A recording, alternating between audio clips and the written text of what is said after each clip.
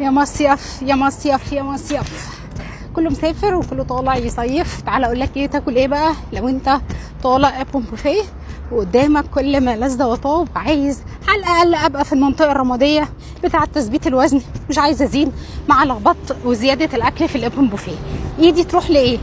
اولا الاوبن بوفيه عايزين نبعد عن الفول، الطعميه، البطاطس المحمره، دول موجودين على طول وعندي على طول.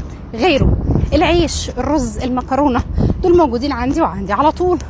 فانا احاول اخد كفايتي من 3 حاجات: البروتين بانواعه، الخضار بانواعه، الفاكهه بانواعها.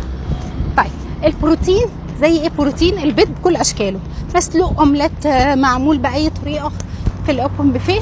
يا سلام لو عليها مكعب زبده. ايه كمان ممكن اخده في البروتين؟ الجبن بانواعها كلها، ونفضل ناخد الجبن الطبيعيه مش الجبن الصفراء. على قد ما نقدر نختار الجبن اللي تكون كامله الدسم. اما بالنسبه للبروتين الحيواني، هناخد البروتين الحيواني الفريش. نحاول نبعد عن البروتين المصنع، اي حاجه مصنعه يا ريت بلاش منها، وناخد البروتين الحيواني بشكل طبيعي. لازم اعدي على ركن الخضار وهمد ايدي على كل انواع الخضار اللي موجوده في ركن الخضروات باشكالها والوانها الكتير، لانها مشبعه ولازم تبقى حيز كبير من الطبق بتاعك. بالنسبه للفاكهه هياخد فاكهه طبيعيه، بلاش الفاكهه اللي بيكون محطوط عليها عصير سكر.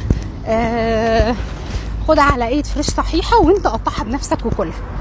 بالنسبه للحلويات، انا عارفه ان ركن الحلويات في اي اوبن بوفيه بيبقى مغري جدا، بس صدقهم كلهم طعم واحد.